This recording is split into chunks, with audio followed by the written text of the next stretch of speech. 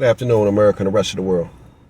Xander J. Hobson here, stand-up comedian, entertainer, director, and producer of boxing documentaries, and internet troll to those who need internet trolling. This is another episode of The Devil's Advocate, brought to you by the Brilliant Artist Movement.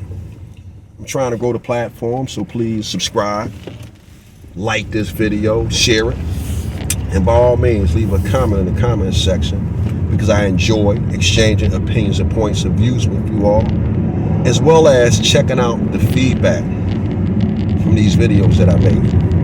Hey, listen, there's a strong possibility that I may be being shadow banned owing to the type of topics that I cover. YouTube seems to be quite fond of dysfunction. And I'm promoting a positive message. I'm dropping jewels that can help people be better people. So please, don't treat the like button like an ex-spouse that you don't want to give alimony to. Treat the like button like someone that you want to get next to and hit it, touch it. Same thing, share the video. So anyway, right? I be moving around these YouTube spaces, and I be happening upon people like Cynthia G and Kevin Samuels. If I was listening to someone like Cynthia G talking, she would be saying modern men, and that is her euphemism for black men. And of course, if you was listening to someone like the late Kevin Samuels, if he said modern women, that was his euphemism for black women. Now, I'm going to say something that I think Cynthia G would say to you Negroes. One of the problems that me, as a 54-year-old black man, was born in 1968, came up in the 70s, made his bones in the 80s and 90s, one of the problems that I have with a lot of you modern men, you new motherfuckers, is there is a lot of immaturity and a lot of femininity in the black ranks. Now, when I say femininity, it's not so much the homosexuality that I'm talking about.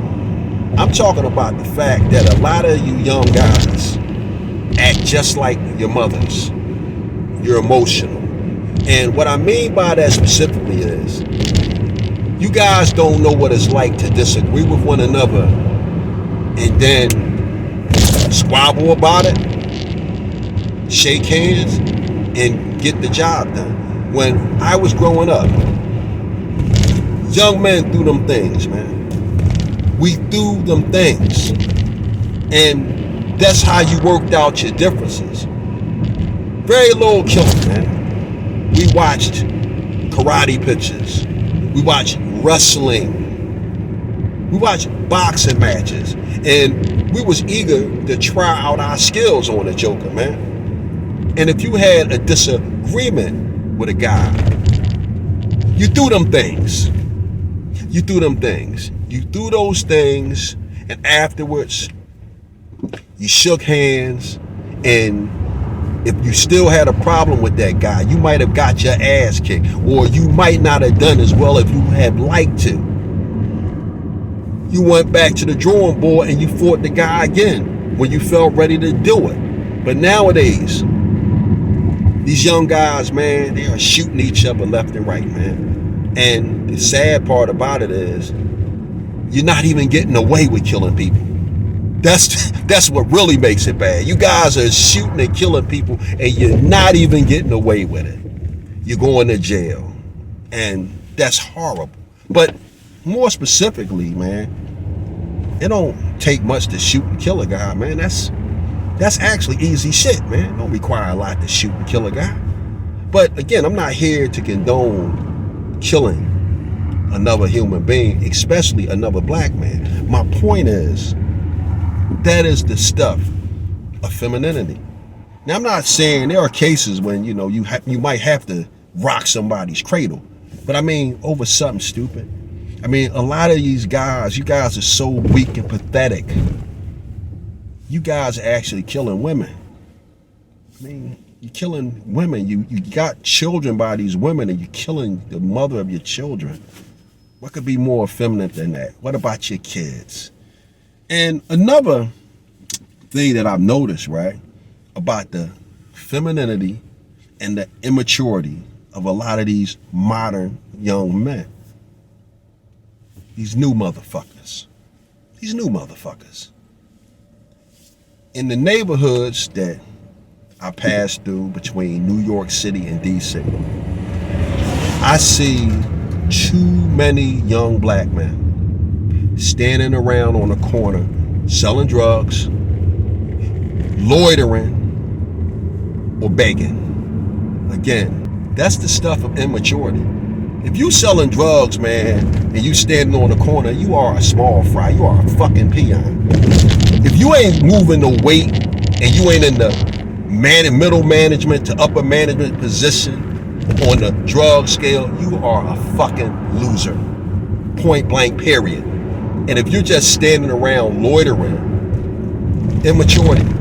That's the stuff of immaturity. And if you are a man standing on the corner begging other men for money, you are feminine, bro. You are feminine. You are on the same page as a goddamn woman. And you know what makes it even worse about this little pattern of black male behavior that I see?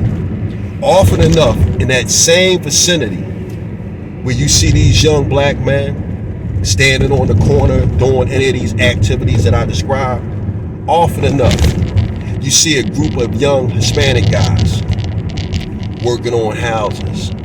You might see a group of Asian guys performing some other type of duties. Maybe they're working up on the telephone. You might see an Indian guy or a white guy driving a truck, delivering supplies. All of these guys around the same age. But you know the only difference between that whole group of young men from different races? The black men, the young black guys, are behaving like overgrown adolescents, or they're behaving like young feminine men. It is amazing. And as a 54-year-old black man, when I see this kind of behavior, I think it's appalling. And I tell you why I think it's appalling. Because that's the team that I play for. That's the team that I play for. I'm a young black man, or I am a black man. I was a young black man. So to see my team, right, behaving in an immature and feminine manner, it is an embarrassment to me. And if I'm with a young Spanish, or if I'm hanging out with a Spanish guy my age, and we see that, right, I don't have to say nothing, because the only thing he's thinking, the Spanish guy, he's like, wow, Xander got a fucked up team. Xander's team can't compete with my team, because Xander's team is over there behaving like a little bunch of little boys who came out in the schoolyard on recess, and the team that I play for, they're doing man's work. They're building a neighborhood. That's the difference. So this is what I wanted to share, and please understand, I'm not talking about all young black men, because there's some young black men out there, when I see them, man, I'll well up with pride, because these young black guys are making me proud. They're doing what they need to do, and I'm saying to myself, that's the guy who's standing on my shoulders. But when I see these guys standing on the corner, still hanging up underneath of their mother's skirt, it is ridiculous. You got guys, they sitting in jail, and they want to call home. They want their mommy now. They want to call their girlfriend. They want their girlfriend now, acting like little babies, man. And in the meantime, these young Hispanic guys, these young white guys, these young Indian guys, on the weekends, guess what they doing? They hanging out with their families. They're going on vacations. Monday through Friday, these guys are out here working and busting their ass and behaving like men. And Monday through Friday, these young black guys that I'm talking about, they're behaving like a bunch of schoolyard kids, hanging out on the block, loitering, watching these guys from these other races work. And then on the weekend, on the weekend after a full 40 to 60 hour work week. These other guys are enjoying their paychecks and hanging out with their families, while the families of these young black guys who ran around impregnating women that they shouldn't even thinking about being with because they're not man enough to take care of a woman, let alone a child.